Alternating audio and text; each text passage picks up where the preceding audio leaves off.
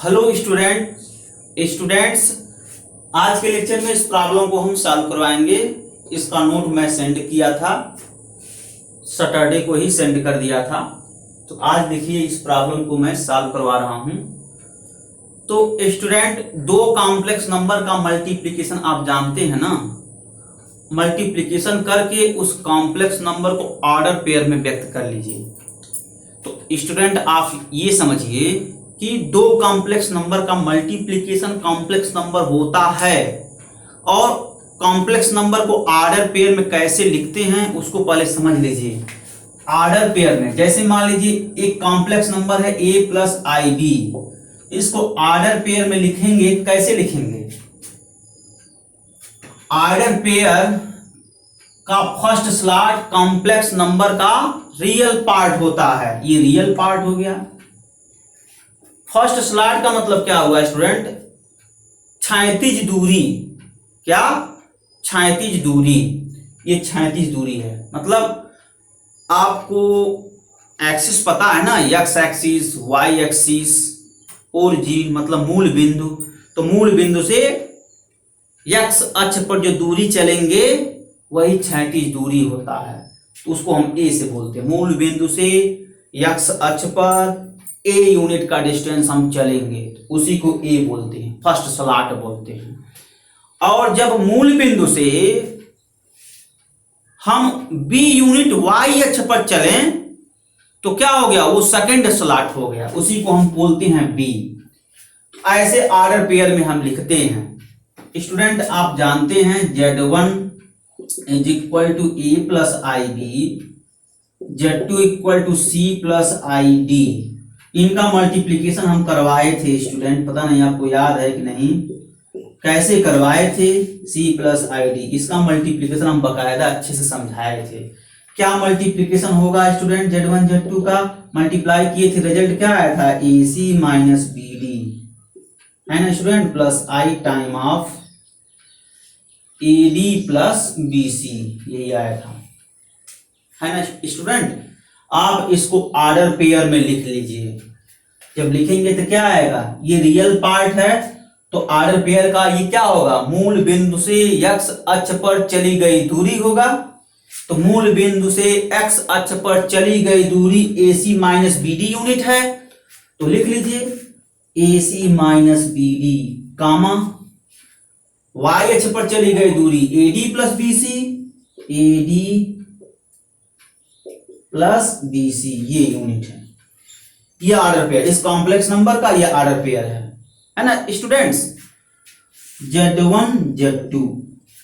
तो स्टूडेंट आपको एक स्टेटमेंट याद करना है। आप इसको भी ऑर्डर पेयर में लिख लीजिए, इसको भी ऑर्डर पेयर में लिख लीजिए। उसके बाद इन दोनों का प्रोडक्ट आप ये याद करेंगे। मतलब स्टूडेंट जो आपको याद करना है मैं यहां लिख दे रहा हूं, इसी का इस्तेमाल हम यहां करेंगे, है ना स्टूडेंट। तो Z1 is equal to A plus I B, इसको आप ऑर्डर पेयर में लिखिए, A कामा B हो गया। Z2 equal to C plus I D, इसको भी आप ऑर्डर पेयर में लिख दीजिए। तो क्या होगा स्टूडेंट? C कामा D हो गया, है ना। अब जरा इसका मल्टीप्लाई करिए तो Z1 Z2 it becomes A comma B C comma D, है ना। तो जब मल्टीप्लाई करेंगे ना स्टूडेंट तो क्या आएगा? ये आएगा AC minus BD AD plus BC। ये कॉम्प्लेक्स नंबर को होता है स्टूडेंट, रियल नंबर का दूसरा आता है। जब आप रियल नंबर कंसीडर करते हैं स्टूडेंट तो वहां दूसरा केस बनता है। आप अभी तो आप लोग 11th में हैं, जब कार्टेशियन सेट हम पढ़ाएंगे आपको तो वहां मैं सिखाऊंगा, ठीक है। तो वो चीज बताना अभी आप लोग झूठ में, आप लोगों के मस्तिष्क में हम जो है कंफ्यूजन नहीं डालना चाहता हूं। जब वहां समझाऊंगा, कैसे समझाऊंगा कि कैसे हम रियल नंबर में दो ऑर्डर पेयर का कैसे हम मल्टीप्लाई करते हैं, वहां दूसरा नियम होता है। बहरहाल स्टूडेंट आप ये समझें कि अगर नंबर कॉम्प्लेक्स है तो कॉम्प्लेक्स नंबर से हम ऑर्डर पेयर जब बनाते हैं तो उस ऑर्डर पेयर का मल्टीप्लिकेशन हम ऐसे करते हैं। तो इसको स्टूडेंट आपको याद करना पड़ेगा, ठीक है ना स्टूडेंट। इसको आप याद कर लीजिए, जैसे टेबल याद करते हैं। जब इसको याद कर लेंगे तो इसी रिजल्ट का इस्तेमाल हम इसमें करेंगे, तो आसानी से आप कर ले जाएंगे। तो चलिए स्टूडेंट करते हैं, है ना।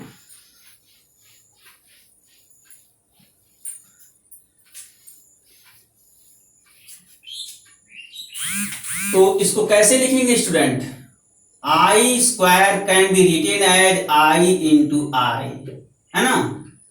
I square is equal to, इसको ए प्लस आई बी के रूप में लिखिए, 0 plus I into 1 cross 0 plus I into 1। अब क्या करेंगे स्टूडेंट? इसको अब ऑर्डर पेयर में लिख लीजिए। तो I square is equal to 0 1 cross 0 comma 1, ये ऑर्डर पेयर में लिख लिए। अब इसको इससे क्या करेंगे? कंपेयर कर लीजिए, इस रिजल्ट से कंपेयर करा लीजिए। जब आपको ये रिजल्ट याद रहेगा तभी ना कंपेयर कराएंगे। तो इसी वजह से मैं कहा था स्टूडेंट आप इसको याद कर लीजिए टेबल की तरह। तो यहां लिखेंगे चूंकि Z1 Z2 is equal to student A comma B into C comma D, है ना। से तुलना करने पर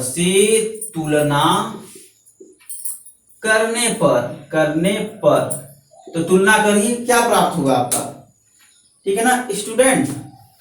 जब आप तुलना करेंगे तो आपको मिलेगा Z1 Z2 equal to I square, ये मिला। यहां पर देखिए Z1 Z2 है, इसके प्लेस पर आई स्क्वायर है, तो ये Z1 Z2 आई स्क्वायर के बराबर हो जाएगा, है ना स्टूडेंट। अब इसका मान इसके बराबर, अर्थात स्टूडेंट ए इक्वल टू, देखिए ये ऑर्डर पेयर इस ऑर्डर पेयर के बराबर। ये बताइए स्टूडेंट, दो ऑर्डर पेयर कब बराबर होते हैं? जब पहले ऑर्डर पेयर का फर्स्ट स्लॉट दूसरे ऑर्डर पेयर के फर्स्ट स्लॉट के बराबर हो जाए, पहले ऑर्डर पेयर का सेकंड स्लॉट दूसरे ऑर्डर पेयर के सेकंड स्लॉट के बराबर हो जाए। तो ये पहला ऑर्डर पेयर ए है, फर्स्ट स्लॉट, दूसरे ऑर्डर पेयर का फर्स्ट स्लॉट 0 है, तो ए इक्वल टू 0 हो गया। सेकंड स्लॉट बी, इस ऑर्डर पेयर का सेकंड स्लॉट 1, तो 1 के बराबर हो गया। ऐसे student C equal to 0, D equal to 1 हो गया, है ना। और आप जानते हैं, चूंकि हम ये भी जानते हैं, चूंकि हम यह भी जानते हैं, जानते हैं। आप क्या जानते हैं स्टूडेंट, जरा बताइए। ये रिजल्ट जानते हैं, Z1 Z2 is equal to AC minus BD AD plus BC। इस रिजल्ट को आप याद कर लीजिए, इसका मैं प्रूफ भी बताया था, आप लोगों को बताया था ना। तो इस रिजल्ट को डायरेक्ट आप याद कर लीजिए, जब याद कर लेंगे तो प्रॉब्लम सॉल्व करते बनेगा। अब ये नहीं स्टूडेंट आप प्रॉब्लम सॉल्व कर रहे हैं तो इस रिजल्ट को प्रूव कर दीजिए वहीं पर, तब तो ये मूर्खता माना जाएगा ना स्टूडेंट। 1-2 नंबर के प्रॉब्लम में आप कितना समय लगा रहे हैं, जरा सोचिए। 2 पेज का प्रॉब्लम सॉल्व कर रहे हैं, 2 या 3 पेज का, तो आप जो है ये 1 पेज का प्रॉब्लम मिलना आपको 2 नंबर है, आप PhD कर रहे हैं, 3-3 4-4 पेज लगा ले रहे हैं 1-2 नंबर के प्रॉब्लम में, तो क्या मतलब है इसका? कुछ मतलब नहीं है। ऐसा तो है नहीं कि आप जो है 2 नंबर का प्रॉब्लम जो है आप सॉल्व कर रहे हैं और उसको आप 4 पेज में ले जा रहे हैं, आपको कोई पुरस्कार दे दिया जाए, यानी नोबेल पुरस्कार दे दिया जाए या कुछ और पुरस्कार दे दिया जाए। अगर ऐसा रहता तो आप चलिए सॉल्व कर दीजिए, लेकिन ऐसा है नहीं। आप प्रूव करके सॉल्व करेंगे तो भी आपको 2 ही नंबर मिलेंगे, लेकिन समय का क्षति होगा। जो और क्वेश्चन आएगा वो छूट जाएगा, जो आपको एग्जाम में समय निर्धारित रहता है ना, उस पर भी आप लोग ध्यान रखेंगे, है ना स्टूडेंट। तो इस बात का आप अच्छी तरीके से पालन करेंगे, इस रिजल्ट को याद कर लेंगे, कहने का मतलब मेरा यही था। तो अब रिजल्ट यार, अब देखिए जो मान निकाले हैं ना स्टूडेंट, Z1 Z2 के प्लेस पर आई स्क्वायर रख दीजिए, ए के प्लेस पर 0, सी के प्लेस पर 0, बी के प्लेस पर 1, डी के प्लेस पर 1। और इस प्लेस इसी पर फिलअप कर दीजिए, जो आप यहाँ मान निकाले हैं यहाँ पर फिलअप कर दीजिए, आ जाएगा। It becomes I square is equal to 0 into C 0 minus B 1 into D 1 comma A 0 into D 1 plus B 1 into C 0, है ना स्टूडेंट, ये आपका है। अब ये हो गया आई स्क्वायर इक्वल, इसको सॉल्व करिए तो 0 माइनस 1 हो गया, कामा इसको भी सॉल्व कीजिए तो 0 प्लस 0 हो गया। थोड़ा और सॉल्व कर दीजिए स्टूडेंट, क्या आएगा ये -1 कामा 0 आ गया, 0 में से 1 सब्ट्रैक्ट करेंगे -1 और 0 प्लस 0 करेंगे 0, और ये हो गया student I square is equal to. अब इसको कॉम्प्लेक्स नंबर में लिख लीजिए, ऑर्डर पेयर को कॉम्प्लेक्स नंबर में लिख लेते हैं। कैसे कैसे लिखते हैं, इसी का वाइस वर्सा कर दीजिए, मतलब इसका उल्टा। जैसे कहते हैं ना a plus I B equal to A comma B, कहीं आपको a कामा बी दिया है ऑर्डर पेयर में, कॉम्प्लेक्स नंबर पूछ रहा है, कैसे बनाएंगे? जो ऑर्डर पेयर का फर्स्ट स्लॉट होता है वह कॉम्प्लेक्स नंबर का वास्तविक भाग होता है, अर्थात a प्लस ऑर्डर पेयर का जो सेकंड स्लॉट होता है कॉम्प्लेक्स नंबर का काल्पनिक भाग होता है, अर्थात आई बी, है ना स्टूडेंट। वही काम करिए यहां पर, -1 plus I into 0, I square is equal to -1 plus, अब 0 का मल्टीप्लीकेशन आई में करेंगे तो 0 हो गया, यानी +0। थोड़ा एक स्टेप और सॉल्व कर दीजिए student, I square is equal to -1,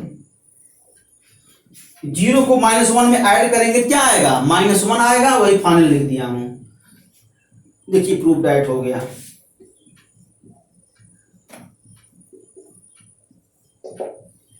है ना स्टूडेंट।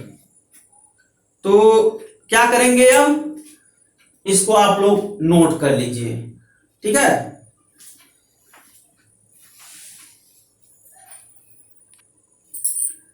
स्टूडेंट अब नेक्स्ट टॉपिक है, नेक्स्ट टॉपिक क्या है, प्रॉपर्टी ऑफ कॉम्प्लेक्स नंबर, मतलब समृद्ध संख्या के गुणधर्म पढ़ाने हैं हमको। क्या पढ़ाने हैं, समृद्ध संख्या के गुणधर्म। स्टूडेंट जब आप लोग कल का क्लास किए होंगे, जब मैं नोट दिया था तो क्या दिया था, समृद्ध संख्या के गुणधर्म पर नोट दिया था, और मैं आप लोगों से ये कहा था ऑडियो वॉइस के जरिए कि स्टूडेंट जो गुणधर्म वास्तविक संख्या का होता है ठीक वही गुणधर्म समृद्ध संख्या का होता है। और मैं कहा था कि आप वास्तविक संख्या के गुणधर्म को आप जो है याद कर लेंगे, उस पर प्रैक्टिस कर लेंगे, उस पर 2-2, 3-3 प्रॉब्लम सॉल्व कर लेंगे। क्लास 4th 5th में पढ़े थे, थोड़ा सा अभ्यास कर लीजिए तभी यहाँ पर समझ पाएंगे, अदरवाइज बड़ा प्रॉब्लम होने वाला है, कहा था ना मैं। तो स्टूडेंट आज मैं वही चीज स्टार्ट करने वाला हूं, क्या, समृद्ध संख्या के गुणधर्म। तो समृद्ध संख्या कुछ नियम का पालन करता है, समृद्ध संख्या कुछ नियम का पालन करता है। वह कुछ नियम क्या है, ये है आपका संवरक नियम, संवरक नियम, है ना स्टूडेंट। दूसरा क्या है, साहचर्य नियम, साहचर्य नियम, और तीसरा क्या है, तत्समक, तत्समक नियम, है ना। और चौथा है प्रतिलोम नियम, प्रतिलोम नियम। पांचवा क्या है स्टूडेंट, क्रम विनिमय नियम, क्रम विनिमय नियम, क्रम विनिमय नियम। और स्टूडेंट जो छठा प्रॉपर्टी है वह वितरण नियम, वितरण नियम, ये सब आप लोग वास्तविक संख्या में पढ़ चुके हैं स्टूडेंट। थोड़ा सा वहां क्लास 4th अथवा 5th का बुक उठाइए और वास्तविक संख्या के गुणधर्म को अच्छे से पढ़ लीजिए। जब वहां का कंसेप्ट क्लियर होगा, मतलब बेसिक कंसेप्ट जब क्लियर होगा स्टूडेंट, तब यहाँ आप समझेंगे।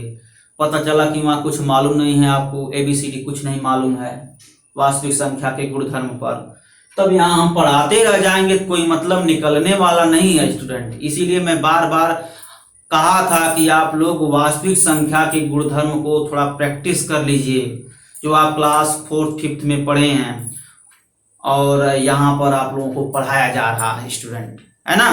चीजें वही हैं, थोड़ा सा यहाँ स्टैंडर्ड है ना।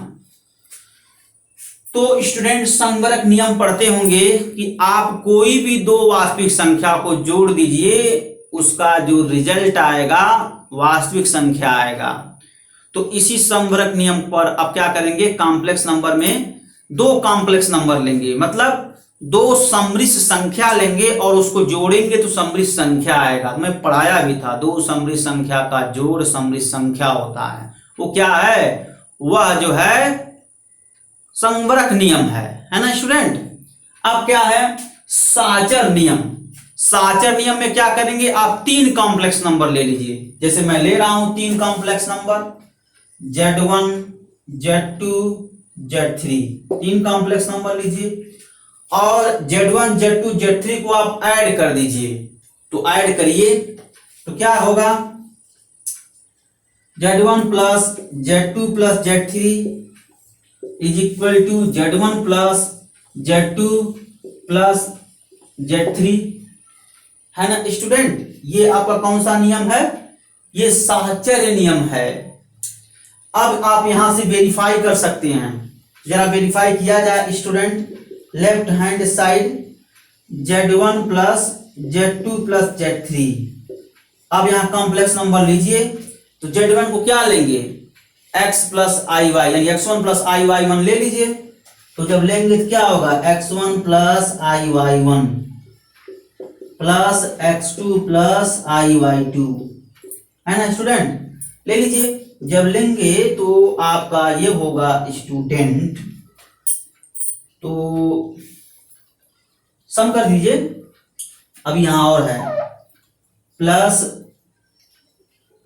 x3 प्लस आई वाई 3, ये Z2 है स्टूडेंट, Z2 और Z3, है ना। तो यहीं पहले जोड़ दीजिए इसको। तो x1 plus I Y 1 plus, ये जब जोड़ेंगे तो क्या होगा, x2 plus x3 plus I Y 2 plus Y 3, ये फिर ऐड कीजिए x1 plus x2 plus x3 plus plus I time y1 plus y2 plus y3, है ना स्टूडेंट्स, ये चीज। तो स्टूडेंट्स यहां पर थोड़ा ये रियल नंबर है ना, और रियल नंबर साचर नियम का पालन करता है, पढ़े होंगे, पढ़े हैं ना। इसीलिए मैं कह रहा था कि आप थोड़ा रिवीजन कर लीजिए। तो ये जो है वास्तविक संख्या है और वास्तविक संख्या हमेशा साचर नियम का पालन करता है। और आपको हम ये भी बताए थे, अगर समृद्ध संख्या है तो समृद्ध संख्या का वास्तविक भाग वास्तविक संख्या होता है और समृद्ध संख्या का काल्पनिक भाग वास्तविक संख्या होता है। तो मैं सब चीज तो बताया हूं, ये जो है वास्तविक भाग है और ये इमेजिनरी भाग है। और वास्तविक भाग क्या है, रियल नंबर है, यानी वास्तविक संख्या है। और इमेजिनरी भाग क्या है, वो भी वास्तविक संख्या है। तो यहां पर भी आप साचर नियम लगा सकते हैं और यहां पर भी साचर नियम लगा सकते हैं। तो आप क्या पढ़े हैं, वास्तविक संख्या के केस में साचर नियम यही पढ़े हैं स्टूडेंट। x y z ये तीनों क्या है, वास्तविक संख्या है। तो लगा दीजिए case y plus Z, it becomes x plus Y plus Z, ये साचर नियम होता है। तो यहीं पर लगाइए केसेस, जब लगाएंगे तो आपको प्राप्त होगा, है ना। तो student x1 plus x2 plus x3 plus ये हो गया I time y1 plus y2 plus y3, ये चीज हो गए स्टूडेंट। अब क्या होगा, थोड़ा सा आप इसको सरल करिए तो x1 plus x2 plus x3 plus I time y1 plus y2 plus I time y3। अब जो पेयर की भाषा में है x1 प्लस x2 को इसके रूप में इसके साथ लिख लीजिए, तो x1 plus x2 plus I time y1 plus y2 ये हो गया आपका, और plus x3 plus I into y3 हो गया, है ना स्टूडेंट। अब ये दो कॉम्प्लेक्स नंबर का सम है, कैसे पता चलेगा, इसको ब्रेक कर दीजिए। जब ब्रेक करेंगे तो x1 plus x2 plus y1 plus y2, ठीक है। और यहां जैसे है वैसे रहेगा, एज इट इज रहेगा। तो यहां पर इस y1 को x1 के साथ लिखिए, तो x1 प्लस y1 हो गया और प्लस x2 प्लस y2 हो गया, है ना स्टूडेंट, और plus x3 plus I into y3 है। अब माने क्या है इसको बताइए, यहां कहीं दिखाए नहीं है, आप कहीं ना कहीं नोट कर लीजिए। जब यहां यूज कर रहे हैं तो यहां साइड में लिख लीजिए कहीं कि मैं माना हूं कि z1 is equal to x1 plus y1, z2 equal to x2 plus y2, z3 is equal to x3 plus y3। आप ऐसे मान लेंगे, जब मान लेंगे तो यही मान को, ये हम लेफ्ट हैंड साइड लिए हैं, ये लेफ्ट हैंड साइड लेकर चल रहे हैं, ये लेफ्ट हैंड साइड है, इन मान को इसी में रख करके सॉल्व कर रहे हैं, ठीक है ना। इन मान को इसी में रख करके सॉल्व कर रहे हैं, तो सॉल्व करते करते गए, यहां से करते करते सॉल्व करते करते गए, यहां तक पहुंच गए, है ना स्टूडेंट। यही हम किए हैं। अब फिर मान को रख दीजिए, x1 प्लस y1 को क्या लिख सकते हैं, x1 प्लस y1 को z1 लिख सकते हैं। So student z1 plus z2 plus z3, तो लेकर क्या चले हैं, देखिए student z1 plus z2 plus z3 यही लेकर चले हैं, सॉल्व किए हैं, तो देखिए ये आ गया है। ये तो राइट हैंड साइड है ना, राइट हैंड साइड है, तो लेफ्ट हैंड साइड लेकर चले हैं, राइट हैंड साइड हम दिखा दिए हैं। तो ये आपका इससे कंफर्म होता है स्टूडेंट कि कॉम्प्लेक्स नंबर प्लस के रिस्पेक्ट में साहचर नियम का पालन करता है। यह वैसे ही पालन करता है जैसे वास्तविक संख्या प्लस के रिस्पेक्ट में साहचर नियम पालन करता है ना स्टूडेंट। तो ये रहा आपका रूल साहचर नियम का। अब तत्समक नियम देखिए, फिर प्रतिलोम नियम देखिए, फिर क्रम विनिमय नियम देखिए, फिर वितरण नियम देखिए, है ना।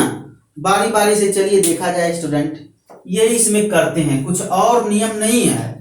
जो आप पढ़े हैं ना, जो आप पढ़े हैं वास्तविक संख्या में, ठीक वही चीज आपको जो है समृद्ध संख्या में भी पढ़ने हैं। अंतर केवल इतना है नंबर का, यहां पर हर नंबर a प्लस IB के रूप में होगा और वहां पर नहीं ऐसा कुछ था, ठीक है। तो साहचर संग्रह हो गया, साहचर हो गया, तत्समक नियम देखिए, आप कोई नंबर लीजिए z और इसमें क्या कीजिए, 0 ऐड कर दीजिए, प्राप्त हुआ z। ये 0 क्या है स्टूडेंट, ये कॉम्प्लेक्स नंबर है, ये भी कॉम्प्लेक्स नंबर है, और देखिए ये z आया। तो जरा इसको क्या मानते हैं, मैं मानूं कि z equal to x plus IY, मान लिया, इसी में रख दीजिए। तो 0 अगर कॉम्प्लेक्स नंबर है तो 0 को कैसे लिख सकते हैं, a प्लस IB के फॉर्म में लिख सकते हैं, तो 0 प्लस I इंटू 0 के रूप में लिख सकते हैं। तो इसका मान यहां रख दीजिए और इसका मान यहां रख दीजिए और दो कॉम्प्लेक्स नंबर का सम कर दीजिए, तो देखिए क्या आता है। तो लेफ्ट हैंड साइड लेकर चले स्टूडेंट, तो देखते हैं क्या आता है। ये आ गया आपका x प्लस IY और प्लस 0 प्लस आई इंटू 0। तो कैसे आप दो कॉम्प्लेक्स नंबर को जोड़ते हैं वैसे जोड़ दीजिए, जोड़ना मैं सिखाया ही हूं।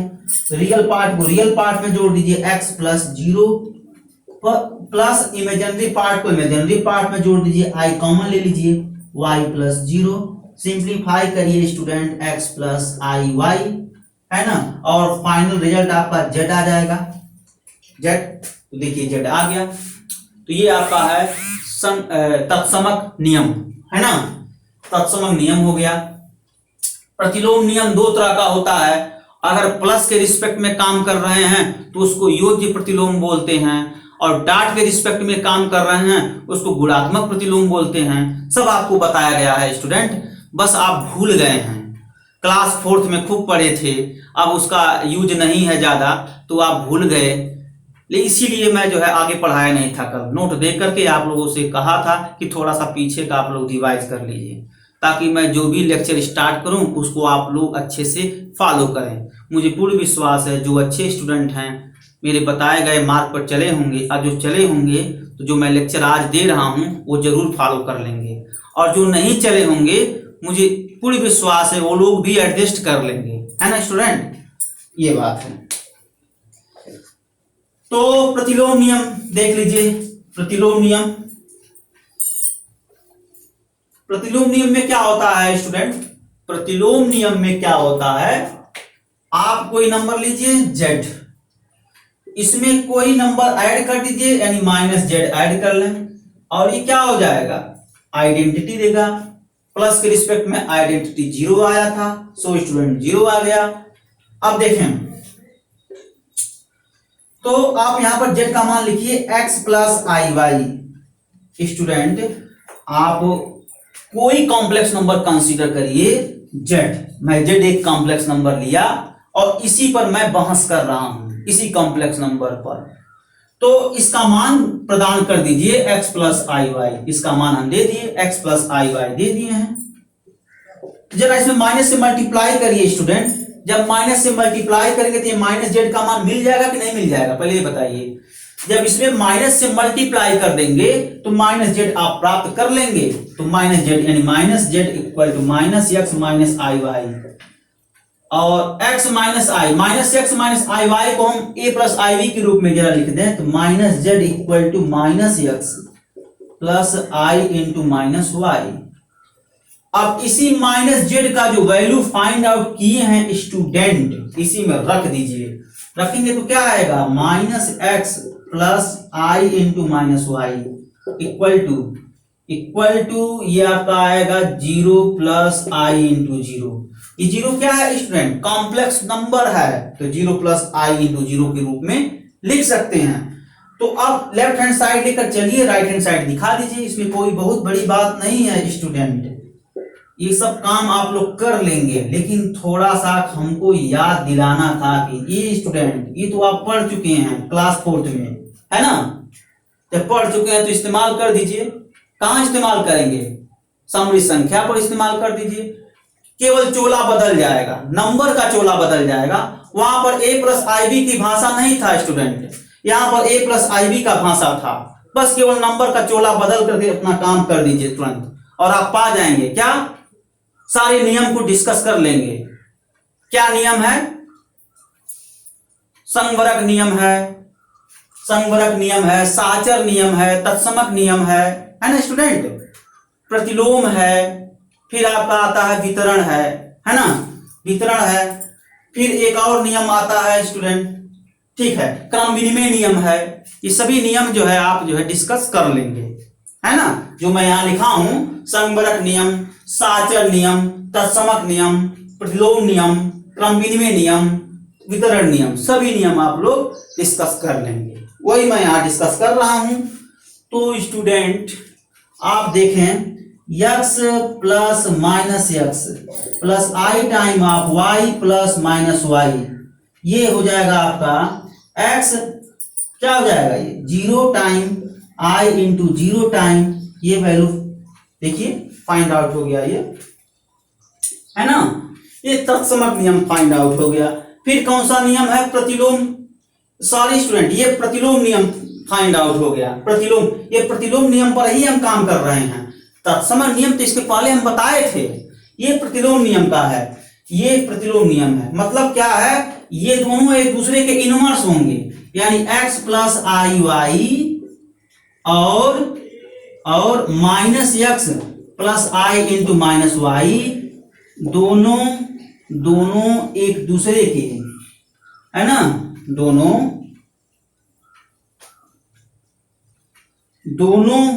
आपस में प्रतिलोम होंगे,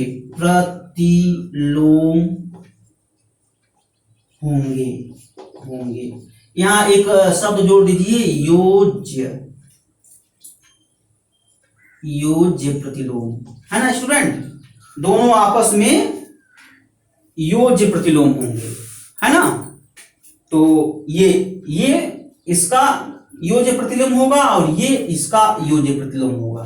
मतलब ये जो कॉम्प्लेक्स नंबर है, इस कॉम्प्लेक्स नंबर का योज्य प्रतिलोम होगा और ये कॉम्प्लेक्स नंबर इस कॉम्प्लेक्स नंबर का योज्य प्रतिलोम होगा। यही इसमें काम करते हैं। अब और क्या है स्टूडेंट, क्रम विनिमय नियम देख लीजिए, है ना। ये इसमें काम करते हैं, कुछ और नहीं है। क्रम विनिमय नियम,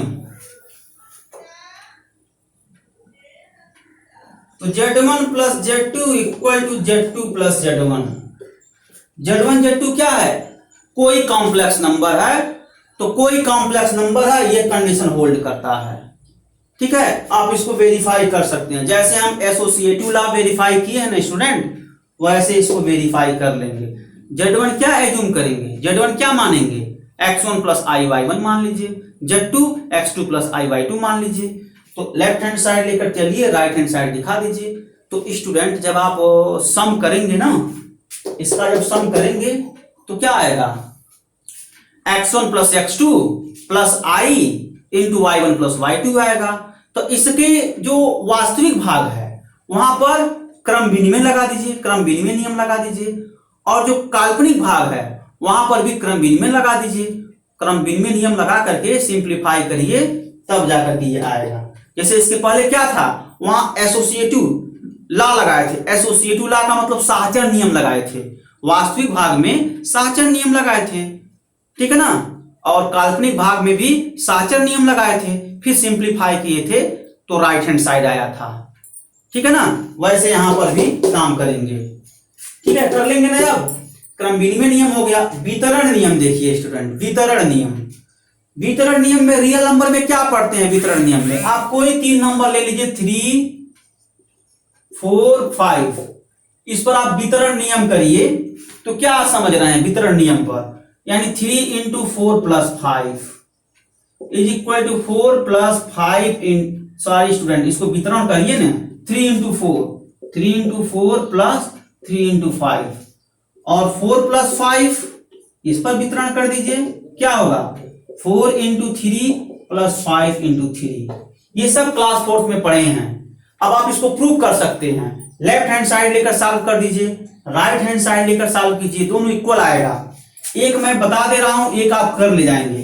तो लेफ्ट हैंड साइड क्या होता है, 3 इंटू 4 प्लस 5, जरा इसको स्टूडेंट सॉल्व करिए, 3 इंटू 4 प्लस 5 9 हो गया, 9 3 जा 27 हो गया, है ना। राइट हैंड साइड लेकर सॉल्व कीजिए, right hand side is equal to 3 into 4 plus 3 into 5 is equal to 3 4 जा 12 प्लस 3 5 जा 15। अब क्या हो जाएगा स्टूडेंट, ये 27 हो जाएगा। देखिए left hand side equal right hand side, so student ये क्वांटिटी जो है इस क्वांटिटी के इक्वल हो जाएगा, वही यहां है। तो क्योंकि 3 क्या है, 4 प्लस 5 पर लेफ्ट ऑपरेट कर रहा है, ठीक है, इसी वजह से इसको लेफ्ट डिस्ट्रीब्यूटिव लॉ बोलते हैं। ठीक है, दक्षिण क्या बोलते हैं इसको, वाम वितरण नियम बोलते हैं। क्या बोलते हैं, वाम वितरण नियम बोलते हैं। अब इसी को अंग्रेजी में लेफ्ट डिस्ट्रीब्यूटिव लॉ बोलते हैं। और इसको क्या कहेंगे, ये दक्षिण साइड से ऑपरेट हो रहा है, देखिए राइट साइड से ऑपरेट हो रहा है, तो इसको दक्षिण वितरण नियम बोलते हैं। तो जैसे ये प्रूव किए हैं वैसे ये भी प्रूव करेंगे। इसमें भी लेफ्ट हैंड साइड का मान 27 आएगा और राइट हैंड साइड का मान 27 आएगा। ये चीजें आप पढ़ चुके हैं क्लास 4th में। और जैसे ये वास्तविक संख्या पर पढ़े हैं वैसे आप क्या पढ़ेंगे, कॉम्प्लेक्स संख्या यानी समृद्ध संख्या पर पढ़ेंगे, ठीक है ना। तो समृद्ध संख्या पर देखिए आप 3 कॉम्प्लेक्स नंबर ले लीजिए। देखिए यहां पर क्या किए हैं, यहां पर 3 जो है वास्तविक संख्या लिए हैं और 3 वास्तविक संख्या लेकर के वितरण नियम को हम समझे हैं ना। ऐसे ही यहां पर 3 समृद्ध संख्या ले लीजिए और 3 समृद्ध संख्या लेकर के वितरण नियम को समझिए। तो Z1 Z2 Z3 3 क्या है, ये 3 समृद्ध संख्या है और इसके वितरण नियम समझ लीजिए। Into Z2 plus Z3 is equal to Z1 Z2 plus Z1 Z3 है ना, और Z1 प्लस Z2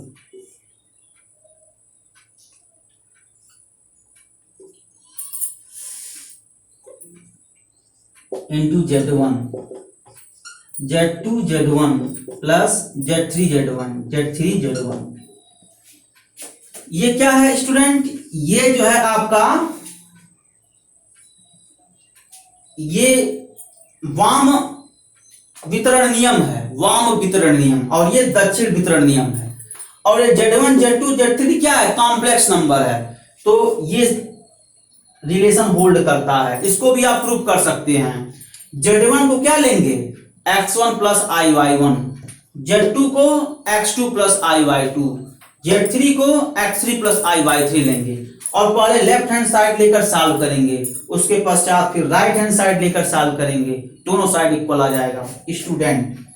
तो ये Z1 into Z2 plus Z3 इसको जब लेकर सॉल्व करेंगे तो क्या है, ये पहले क्या करेंगे, पहले यहां कॉम्प्लेक्स नंबर को जोड़ देंगे, दोनों समृद्ध संख्या को जोड़ देंगे।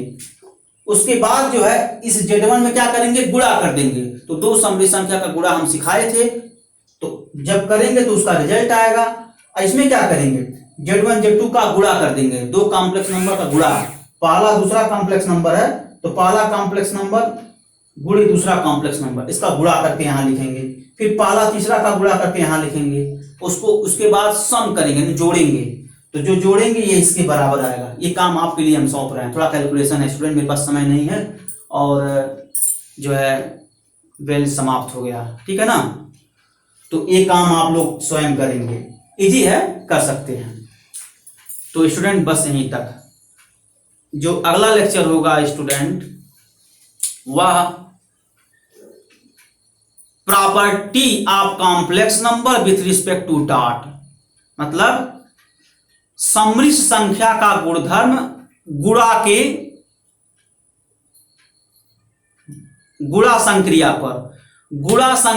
पर समृद्ध संख्या का गुणधर्म पढ़ाएंगे। ये किस संक्रिया पर, ये जो है जोड़ के संक्रिया पर, ये जो अब तक पढ़े हैं स्टूडेंट, यह जोड़ के संक्रिया पर समृद्ध संख्या का गुणधर्म पढ़े हैं।